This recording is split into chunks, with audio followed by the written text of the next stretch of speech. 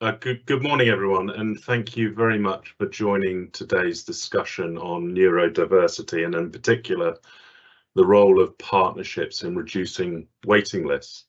So my name is Seb Stewart. I'm the Service Development Director at CHS Healthcare.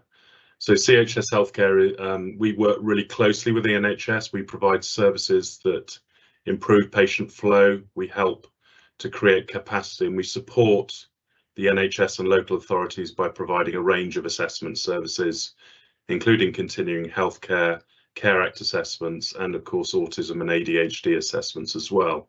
We've recently launched our remote and in-person autism and ADHD assessment service, which helps commissioners and directors of adult mental health services provide support through additional capacity and expertise, and the aim of that is very much to support a reduction in waiting lists, enabling people living with neurodiversity to understand their condition a bit better, to gain access to the support they might need, and to make proactive decisions about their future care, and essentially to be able to get on with their lives. I want to let you know about today's panel from the Donaldson Trust and Brain Charity. Over the past few weeks, we've worked very closely with both organisations. We've written a new report, Autism and ADHD, the damaging wait for assessments.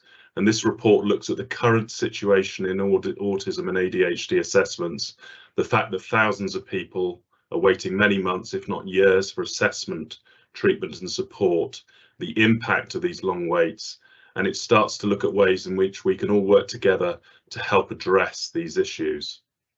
So what I'd like to do now is pass you over to our panel today so they can introduce themselves. Laura, can I start with you, please? Thanks, Seb. Yeah, my name is Laura Watkins. I'm Chief Executive at the Donaldson Trust. The Donaldson Trust is based just outside Edinburgh in Linlithgow, and we are the national body for neurodiversity.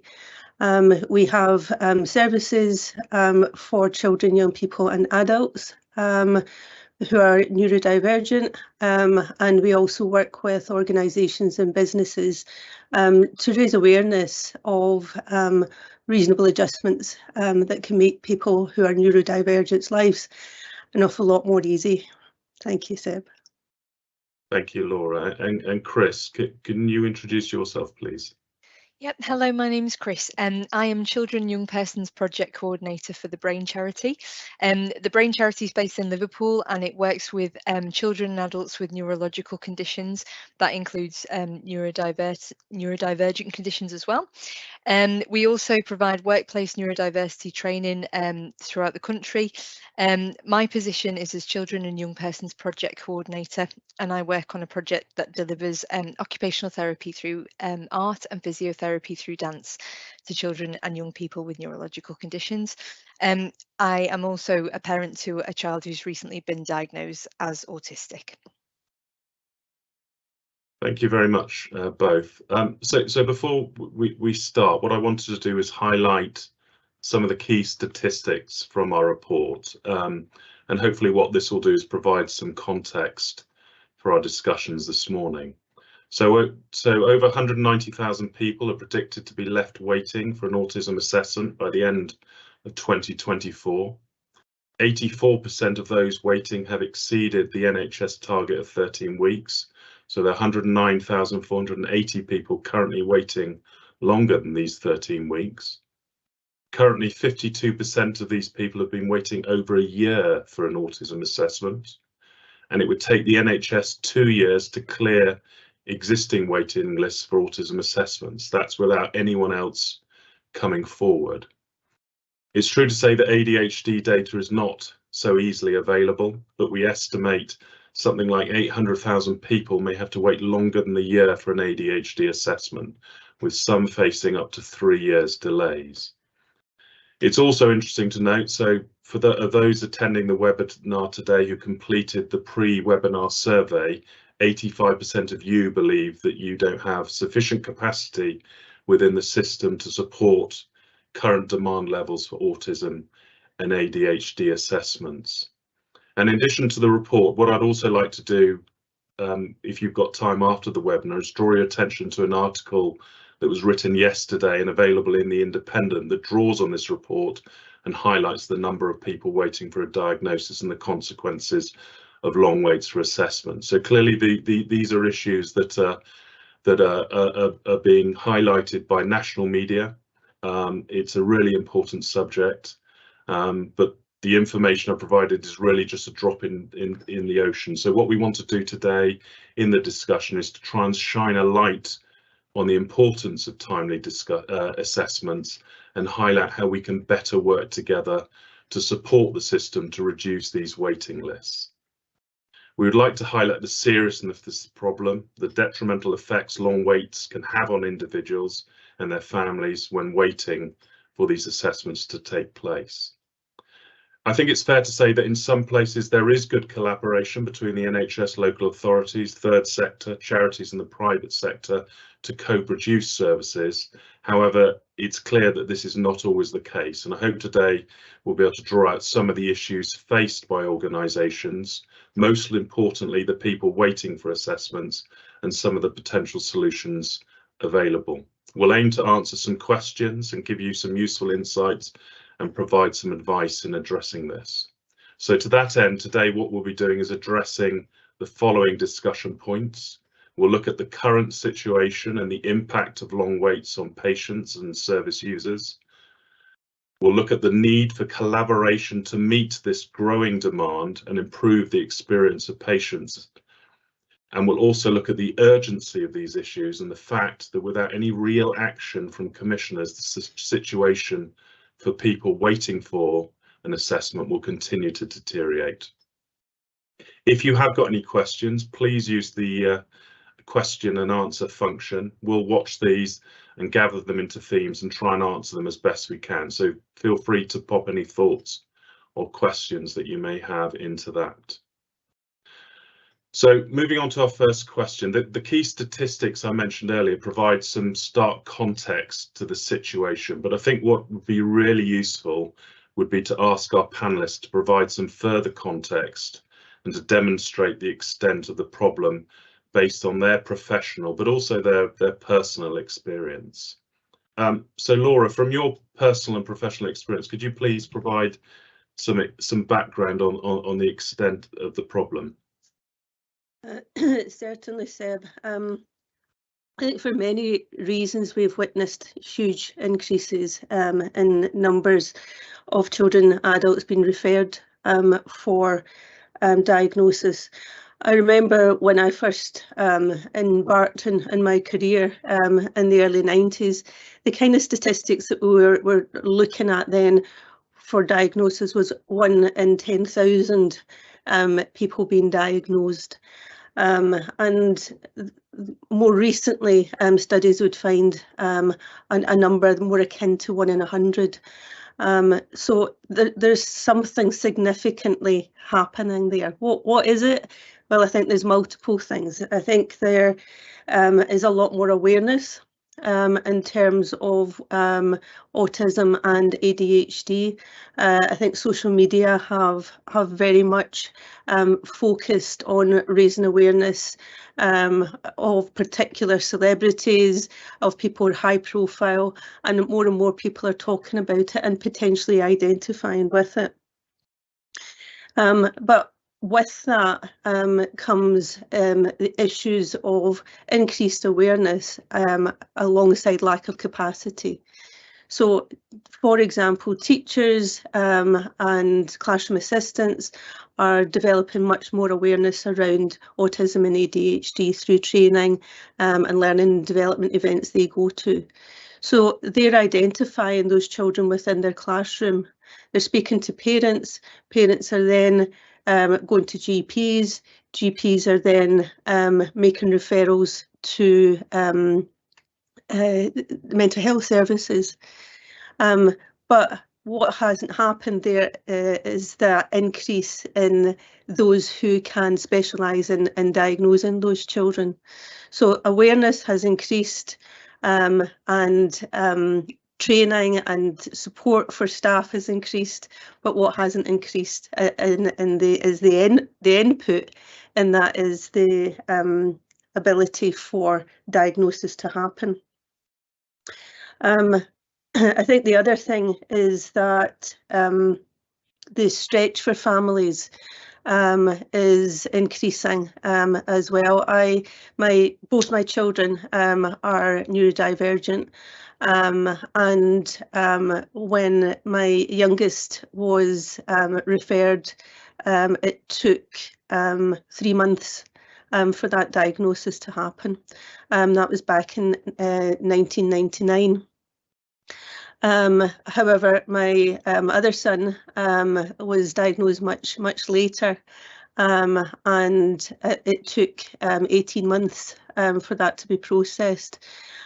So within the span of 15 years, the shift has become increasingly difficult for parents to support their child, particularly within schools while waiting on this diagnosis.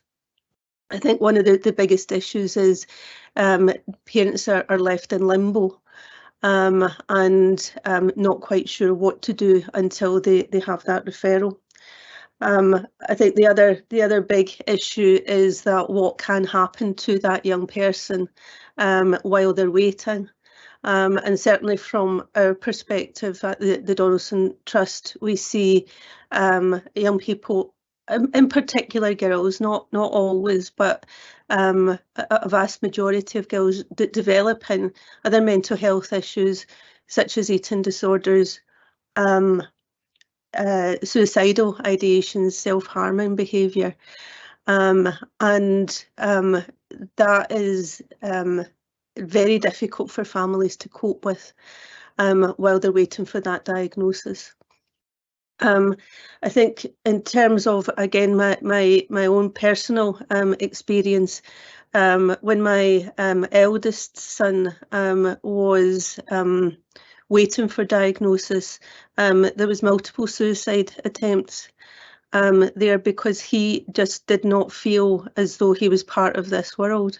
He felt entirely excluded and couldn't understand why he behaved in a particular way that he did. So he very much punished himself for being the person that he was. And that diagnosis and then the follow-up support saved his life. And I say that hand on heart. I'm not being emotive there. I am absolutely being candid. Without that, I wouldn't have my son. And I'm not the only person who has made those kind of comments, Seb. We hear it from a lot of parents. One in particular I remember recently, where they said the best part of their day is when they go into their daughter's bedroom and know that she's still alive. So the extent is massive, and the consequences that come with that are significant as well.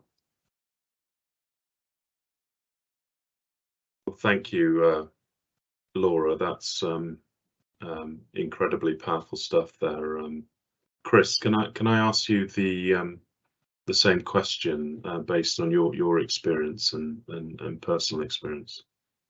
Yeah, of course. I mean, just to echo what Laura said, I think the really important point to address is that diagnosis is a key step, but actually the support that young people, all people, need when they get a diagnosis is from a range of services and sectors, and so we do need to all work together to meet people's needs and to help them through what is often a very difficult time.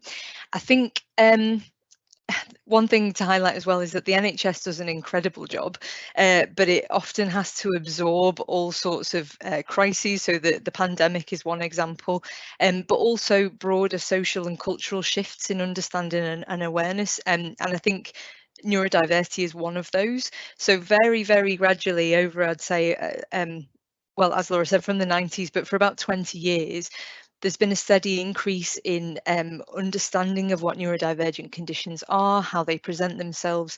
But but there needs to be a plan to address that change. The NHS can't be expected to just absorb all of that demand on its own. We now know that 15 to 20% of the population are neurodivergent. Not all of those people will need a diagnosis for a medical reason. It might be a diagnosis for reasons of identity or just understanding yourself. We also know that something that's adding to the issue is a lot of parents, because of increased awareness, are now getting their children diagnosed, and as soon as their child gets a diagnosis, they recognise neurodivergence in themselves. So you get like a secondary issue where like my good friend has just realised that she's autistic at the age of 39 once she got her child diagnosed. And something that's going to continue to increase the problem is that there's been a chronic underdiagnosis of women, because the diagnostic process relies a lot on signs, things that are outwardly evident about, say, autism and ADHD. It's known that women are much better at, I shouldn't say better, but they mask a lot more. So it's more difficult to see, say, if a woman is autistic, and often like I know quite a lot of women that have been turned away by their GP as having an anxiety disorder when they do have autism, but they're managing, or they seem to be managing. So that's going to continue to increase the numbers, I think, because a lot more women are going to start to come forward realizing that they might need a diagnosis of autism and ADHD. So I've got twin boys. They're almost 5. One of my little boys has just been diagnosed as autistic. What I recognised, again, the support that I got from the medical professionals was fantastic, but the process could be streamlined. So, for example, there's 3 diagnosticians that need to get together to give you a diagnosis of autism. But the pathway for an education healthcare plan, which is what you need for school, is almost like a separate thing. So my son saw 2 sets of people, and actually that whole process could be put together, and that would help to sort of streamline things as well. And I also think for some people, pre-diagnostic screening is just as important as diagnosis. Just having somebody speak to them and say, yes, I think it's worth you going on to get a diagnosis. Having somebody recognise that they might have a neurodivergent condition can just start them on that pathway to accessing help and services. Thank you very much, Chris, and thanks both of you, particularly for sharing some of your own personal experience, which you know is an incredibly powerful testimony. I think it's clear that you know, from what you've said, that early diagnosis can have a significant positive impact, you know, particularly in childhood. And I was really interested to hear about what you had to say about the particular impact on young girls and women, and how that is you know, a very different experience. So moving on then, what I'd like to ask you both about now is how do we improve the situation? So clearly we've looked at the fact that there is a growing awareness, but whilst in some areas there is more support available, that there is a significant lack of capacity. So we have this sort of growing numbers of people waiting for that diagnosis. So how can we improve the situation? What needs to change? Laura, can I start with you, please? Certainly. I think again, I would very much want to echo what Chris says about the wonderful job that the NHS does, and you know, there is a huge amount of expertise that exists within that. But without collaboration, without partnerships, that waiting list, those statistics that you gave out at the beginning of this webinar aren't going to change. They're only going to go in one direction, and that's not one that is desirable. So I think partnerships and collaboration is very much at the heart of how we support families, support young people to move through this journey. I think the other pre-diagnostic services, I think, are really, really important. There are going to be waiting lists for many years to come. They're not going to go away just because we want them to. So what do we do in the here and now for those families, for those young people? So how can partnerships work with supporting schools and nurseries who have children who are waiting for diagnosis? What can third sector organisations, for example, do to help families who are waiting for diagnosis, who can support them in looking at potential adjustment supports, technology that can be used to support their child and their own well-being? What kind of messages can parents start to understand about the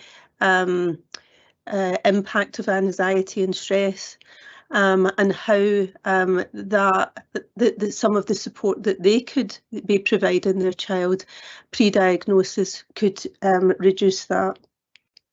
I think one of the other things is raising awareness within a number of other organisations, such as the DWP, such as the criminal justice system, because certainly what we see from Donaldson Trust perspective is that oftentimes when people have a long wait for a diagnosis and they are very vulnerable, some of those young people may end up getting into some serious trouble.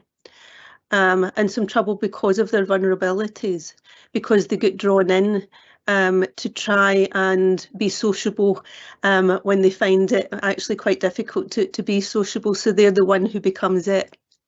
So I think raising awareness within the criminal justice system, I think, is really important as well, because there is a very high statistic of neurodivergent people who are in our prisons at this minute in time. So that's another webinar for another day. And then there's post-diagnostics. I think that's the other area where partnership working could very much improve what happens. The story that's was in Sky News this morning talks about somebody who's been left in limbo, and that happens often with families. They have a diagnosis, they have a confirmation of autism, ADHD, and then the medics would say goodbye. And that leaves families, young people, children very vulnerable to then having to go and look to see, well, what do I do next in this journey? They can feel very overwhelmed. Sometimes there's a lot of damage that has been done in the wait for that diagnosis. So they're left in this sort of cliff edge as to what to do.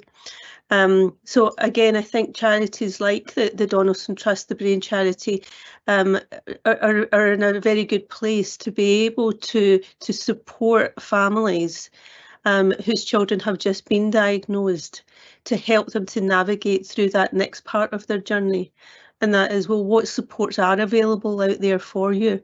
What kind of things would help? What kind of adjustments might make family life better? How do we ensure that parents don't lose employment because their child's refusing to go to school?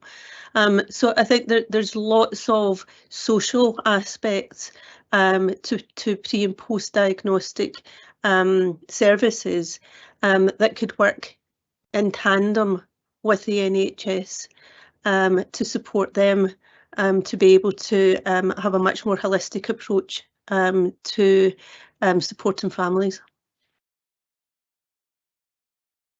Thank you, Laura.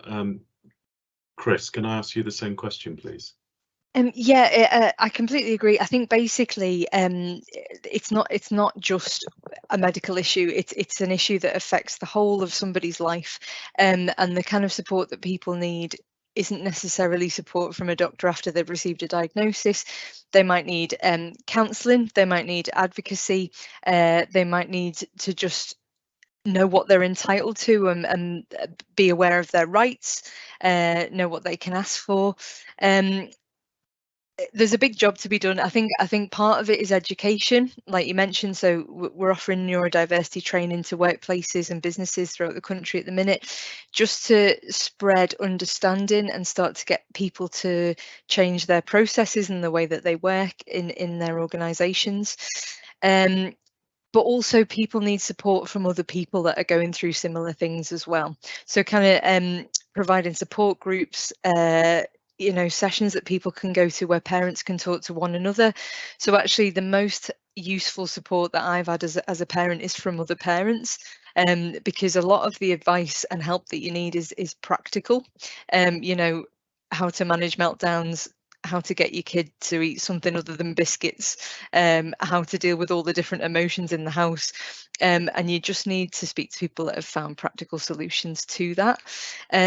So I think the diagnostic process needs to be more strongly tied to all those support networks, because as Laura mentioned, there's nothing worse than waiting 2 years to be told a piece of information and then feeling like you've just been left, because the information in itself isn't the help that you need. It's then to go out and find all of those support networks and to access those.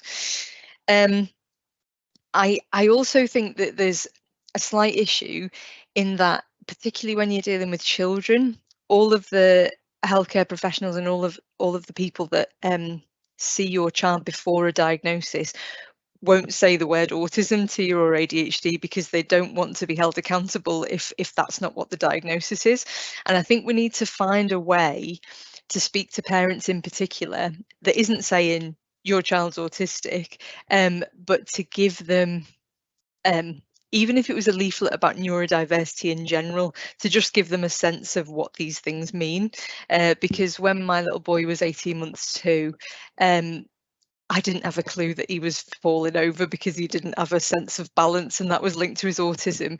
And so even if we could just give more generalized information to parents so they can read about the things that might be causing their child's issues, that would be really helpful, because information is key. The more we can increase learning and understanding, the better things will be for everybody, I think.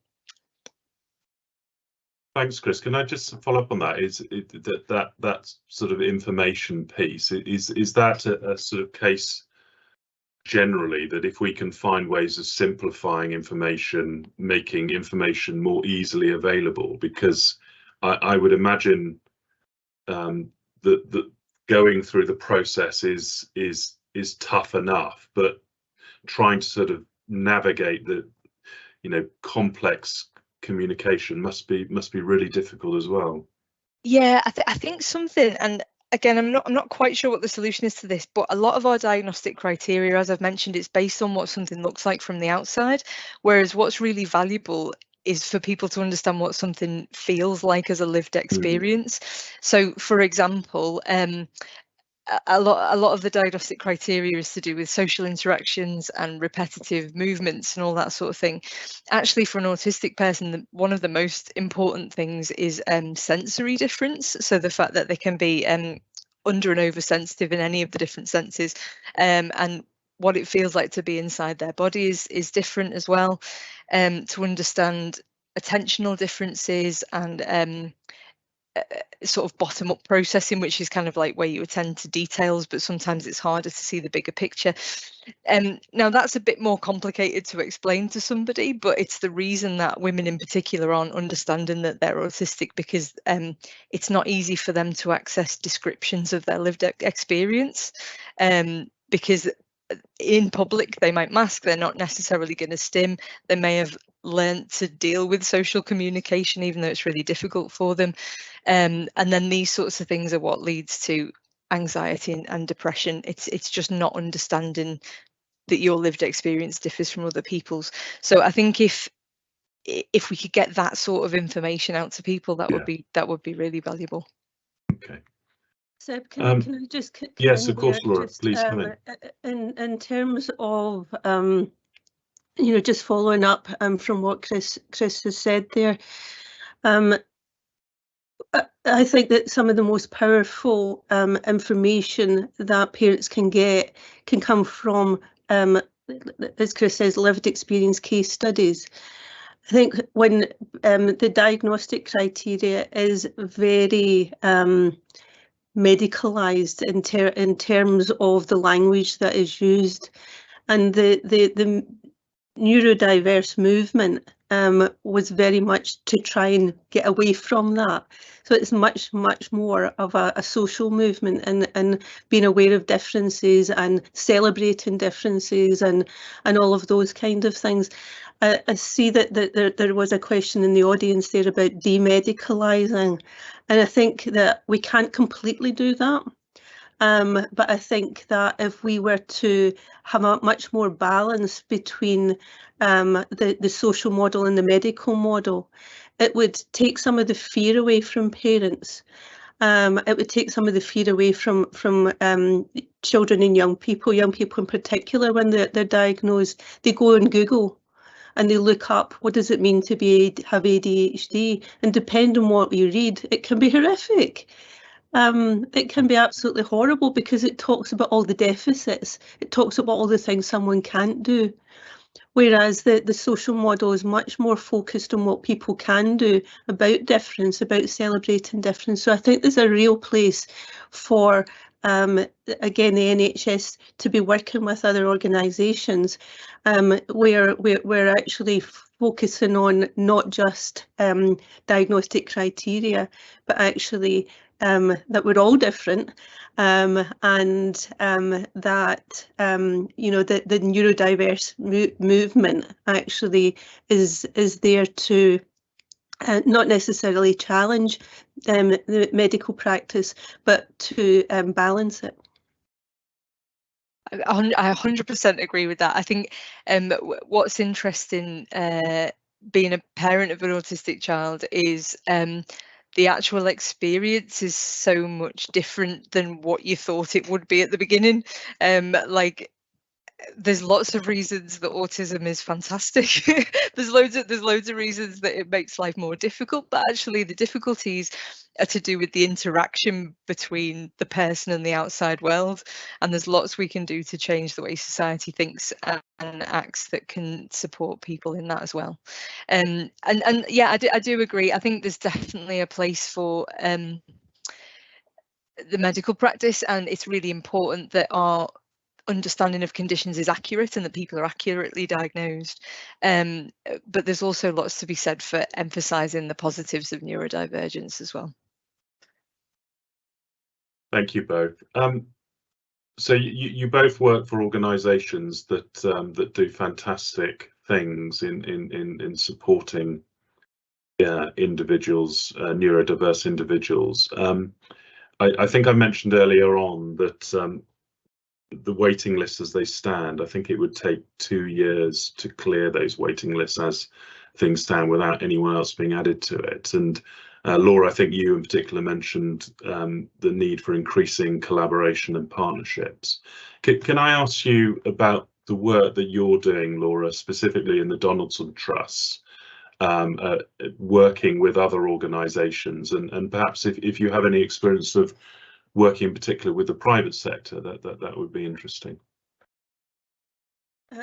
Yes, we have a number of partners that we have developed relationships with over the last few years, and those particular businesses have developed out of need, and actually both of them that I know of are parent-led. So one in particular, a mum who has a background in psychiatry, and another mum a background in psychology, and they got together to develop a private company that does diagnostic services. What they have done is that they have gone sort of beyond the criteria for diagnosing with somebody with either autism or ADHD or Tourette's or what have you. But they do a holistic diagnosis, so they look at things from a very person-centred point of view, and they work with families during that diagnosis to try and get the best picture of who that child is, so that the diagnosis in the end is much more rounded than a sort of prescriptive piece of paper that says that you are autistic or you have ADHD. What they also do is they work with families post-diagnosis as well. And that is pretty unique. I don't know very many other organisations that do that. However, it does cost a lot of money for families to go through that process. And you know, we do refer on to those that organisation, and because we know that it's a quality service that they provide, and they work closely with us as well. But not all families are able to access that. We're very aware of it. We are also aware that families will put themselves in debt in order to be able to access that kind of help and support. So it can be cost prohibitive, but at the same time, there are families out there who can afford to be able to go privately. And what is positive is that there are good organisations, there are good businesses out there who are credible and are doing a really good job. Thank you. Laura, just a couple of sort of follow-ups on that. So where you're working with this private sector organisation, and clearly there's a cost to that, which parents or family have to find. Are those diagnoses always accepted by the NHS as, or is there potentially the danger that they have to go through another process because it's not the NHS themselves who've carried out that diagnosis? Yes, unfortunately, that is the case. And we've seen that quite often, is that people have had that diagnosis, but it's not legitimised almost because it doesn't come from the NHS. It comes from credible, qualified practitioners, but it doesn't come with an NHS headed paper, so to speak. So that can be prohibitive as well. But at the same time, you know, there are families who are on their knees and desperate and seeing their child suffer, and to be able to get something that provides them with some answers and some solutions is helpful, but that can be a barrier as well, Seb. Okay, thank you, Laura. Chris, can I ask you the same question about the work that you're doing in the Brain Charity and your experience of working collaboratively, it's a difficult word, that with other organisations, and again, if there's anything you've got to say about the private sector, that would be really useful. Yeah, I mean, we do a lot of sort of cross-sectoral work. We work with the criminal justice system, for example, because I think Laura mentioned that before, to kind of increase awareness of neurodiversity. We provide workplace neurodiversity training to a lot of private companies across the country, but we also provide like a bespoke service, so companies can kind of come to us and say the exact issues that they're having, and we'll sort of try to tailor that training to them. In terms of us working with private sector companies, there's some exciting stuff we're doing at the minute, and it's like a three-way partnership between the local universities, some private sector sort of technology companies, and the Brain Charity. So at the minute we're looking at using virtual reality to help autistic people in particular. So For example, you can practice things like job interviews or go into places or being in situations that might cause you anxiety, but in a virtual reality setting. So there's there's no kind of consequences to that. There's also various things we're working on at the minute to do with cerebral palsy, and there's an exoskeleton suit and all kinds of things. So what's really useful about that way of working is you get the academic kind of cutting edge research aspect of it, mixed with the ability to go and spread that out into the world, if you like, so that what the private sector offers is a way to kind of make that into a reality, to make it something that can be used by people. We do also make sort of help people to get template letters for their doctors and stuff. So I think there's a company called Psychiatry UK, and basically companies like yourselves that do diagnoses can write to a doctor, I believe, and sort of get an accepted diagnosis for a person, and I think that's free to the patient, but again, it's like a support service for the NHS, and again, it's just to kind of get around those waiting lists.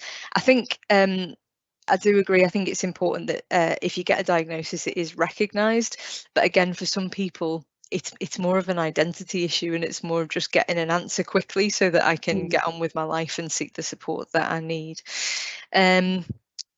Yeah, so we work with, we work with hospitals, we work with the criminal justice system, we work with private companies all the time, and sometimes people commission us to deliver services as well.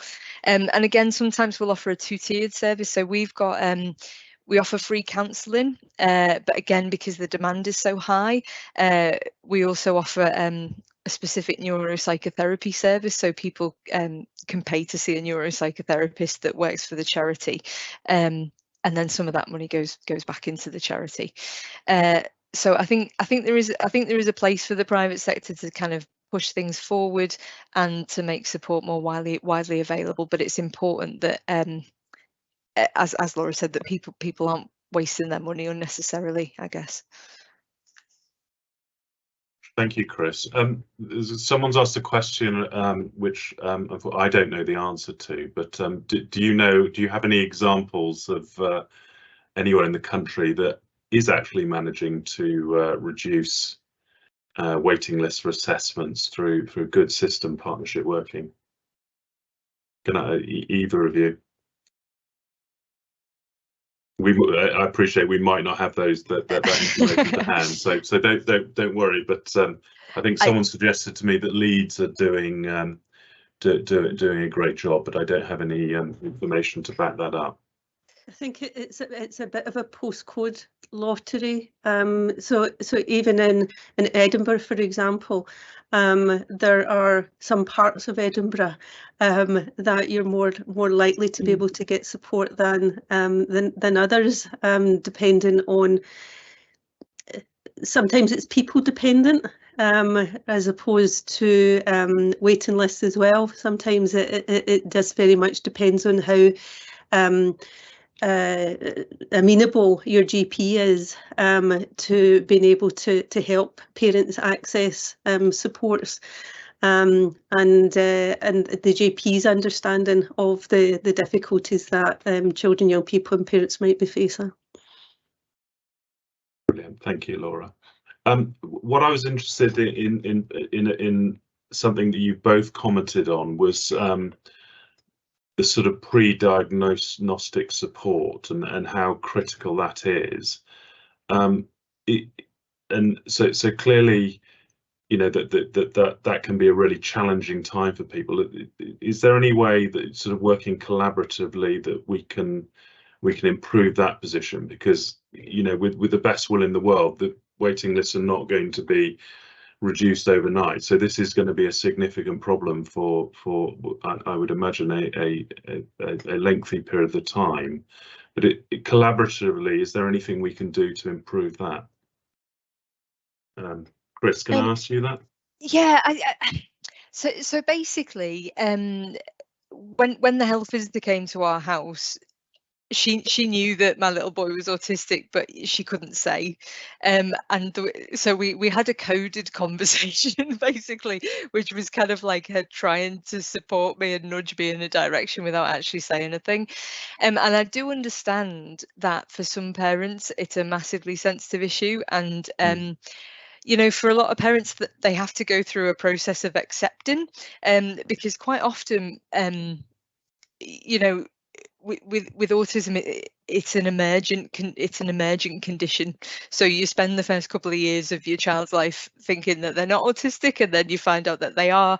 And whether your attitudes are positive or not, there's still a journey that you have to go on to just adjust to the fact that you're going to have a slightly different life to what you thought you were going to have. And my personal preference is that openness is massive. And as soon as I had an inkling, I went out and educated myself. So I think the first thing is to try and take some of the fear away.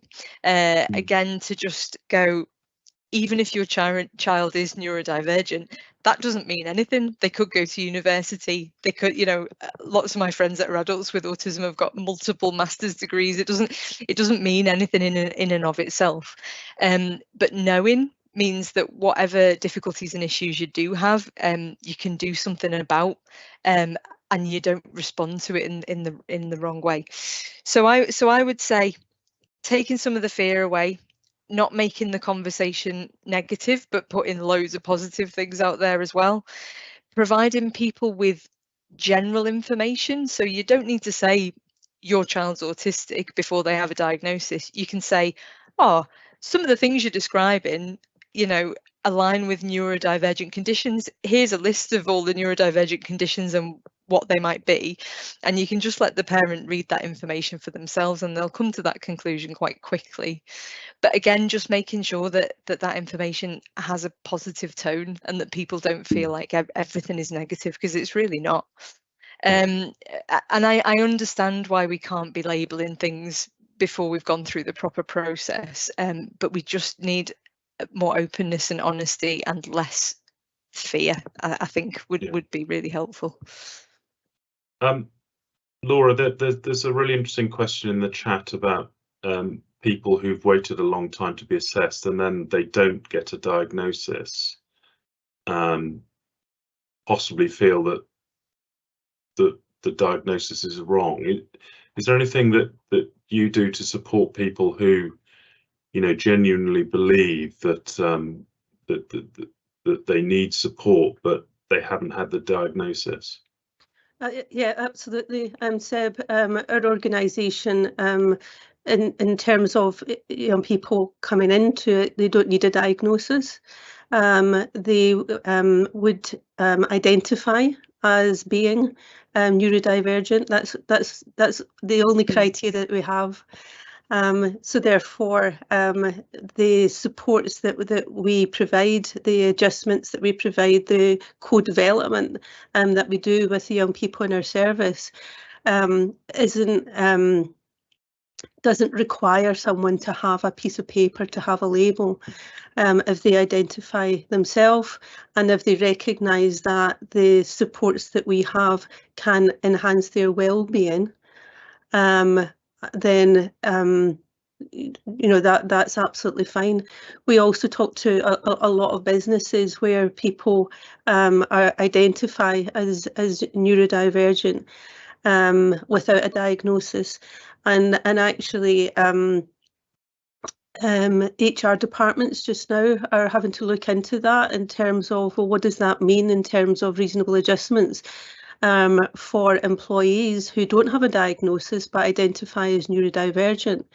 And again, what we always say to those organisations are, if you are making reasonable adjustments, if you are supporting that employee, if you are helping them to feel more comfortable, helping them to improve their well-being within the workplace, and all of that is reasonable, then you've nothing to worry about. It's when you don't do that. It's when you try and stop those adjustments happening. And when you become unreasonable, that's when it becomes more difficult. And to be honest with you, Seb, a lot of the adjustments that we ask organisations to make are more around attitude than they are around physical things, because it is that understanding difference, celebrating difference, recognising that we don't all behave the same, that we don't all have the same needs. And again, I suppose it goes back to what I said earlier on, is that blend between the medical model and the social model. And therefore, people identifying as neurodivergent is becoming more common. Thank you, Laura. So we've had one more question which ties in very neatly with our final discussion point today, which is around the use of technology to reduce waiting lists. So I wanted to ask you both about ways of working using technology to improve access to autism and ADHD. I mean, we as an organisation offer a remote service, but I suppose it's, you know, is that an appropriate delivery model? The question that's being asked is that sometimes NHS clinicians are concerned that private companies who do virtual assessments question the evidence base and the validity of this. But I guess at the same time, if we're able to offer remote delivery where it's appropriate, that helps free up capacity and supports those who definitely need to have a face-to-face assessment. Chris, can I ask you first? Yeah, I think more generally, because at the minute the diagnostic process is a one size fits all, and actually that's not the case on the ground. So I feel like there needs to be one process for children specifically, and that is because particularly very young children with autism, they may be non-verbal till they're 5, 6, or, you know, may continue to be non-verbal. What you're looking at is again from the outside. You're trying to discover from their behaviour and the way that they interact and the way that they present whether they have a neurodivergent condition. So I think almost for children, perhaps it does need to be in person, and it does need to be multiple clinicians. If you're older and you can sort of explain your own experience and describe it, then being there in person, I don't think it makes sense for the person themselves that's undergoing the diagnosis to understand that condition, to have that education, and they can say the information that they need to say to a doctor. So I think quite often when people get misdiagnosed, it's because they might not be expressing the thing that the doctor needs to hear. So there's lots of things that are getting missed in that communication. So yeah, for me, for children, it probably does need to be multi-tiered, and it's better if it's in person, particularly with a paediatrician, because a lot of the way they diagnose young children is to play with them, is to interact with them and see, you know, how they behave and how they respond to a person in a situation. Whereas with an adult, with somebody that's been living with a condition for a very long time, I think most of the time all that's necessary is a conversation to describe their experience. And again, I think we perhaps need to think about differentiating the diagnostic experience for different types. So for example, my little boy has all the classic signs of autism. He stims, he spins, he you know, he's non-verbal, all those sorts of things. But if you've got like an 8 or 9-year-old girl that masks a lot and kind of, you know, I know a young lady who's been speaking eloquently since she was 18 months old, that looks completely different. So maybe we need to look at sort of different diagnostic processes for different presentations of neurodivergent conditions, even though that perhaps complicates the process a bit. Thank you, Chris. And Laura, can I ask you about the use of technology as well? Yeah, again, I would concur with what Chris has said. I've got a real life example. My husband was diagnosed at 51 years old. He was diagnosed through the pandemic, and he was diagnosed virtually by the NHS. Which was an experience itself, because I sat in on the process. He wanted me to sit in on the call. He was in Portugal and I was in Edinburgh, and the clinicians were in Edinburgh, so it was an interesting one, but it worked, and it worked incredibly well for him, because actually face to face would have been much more difficult for him to cope with.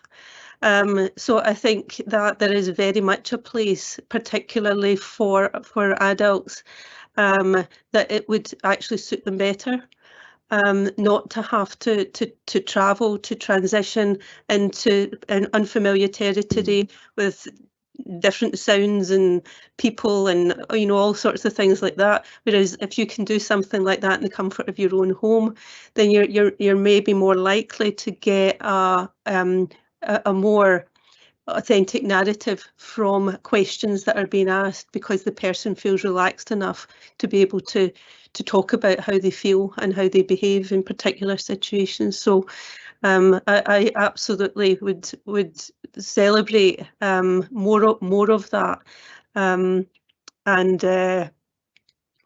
see a huge benefit. Yeah.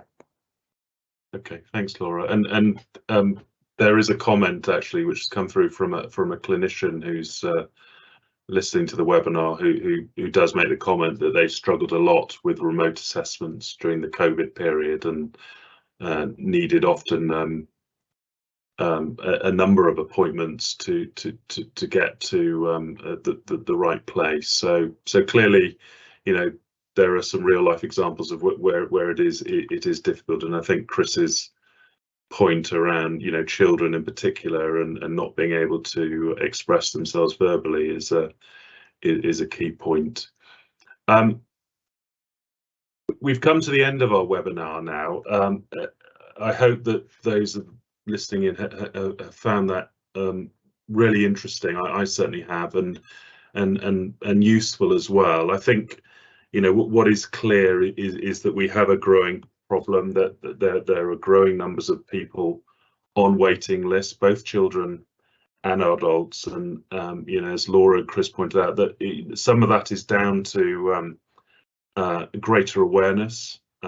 There is support out there, but there is also a lack of capacity. I think we all acknowledge that the NHS does a fantastic job, but you know, there are a lot of competing pressures at the moment, and you know, one of the things that both Chris and Laura I think made very clear is that early diagnosis is really key, because in itself it is really useful, but it also unlocks that that ongoing support, which I think Chris, and particularly you mentioned, that is absolutely paramount, so that people can get on with their lives. There's clearly, you know, a requirement for support post-diagnostic, but I think that both of our panelists made the point that pre-diagnosis support is really important, and I think Laura in particular emphasised that we need to raise awareness in other organisations. You mentioned the DWP.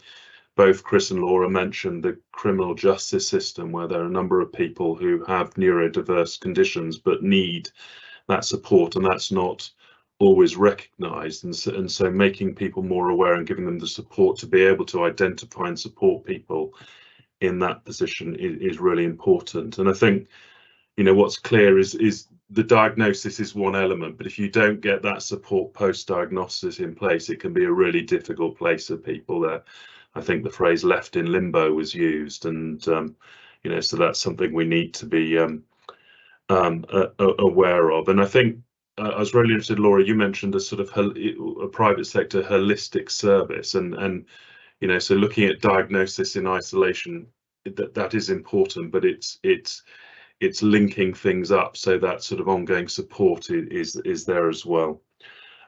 We're running out of time, but what I would like to do is to thank everyone for joining today, but most of all Laura and Chris for sharing not only their experience as professionals in this area, but some of their own personal experience, which I think really brings this subject matter to life.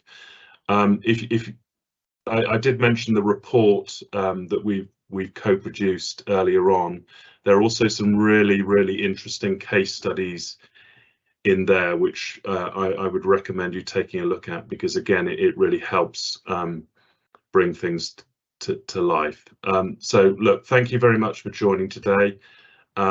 If you want any more information for us, I think there's a link in the Q&A function, so please do get in touch. We do host these webinars on a fairly regular basis, so if there are any topics that you would like us to cover, please drop us a line. But thank you very much, everyone, and enjoy the rest of your day.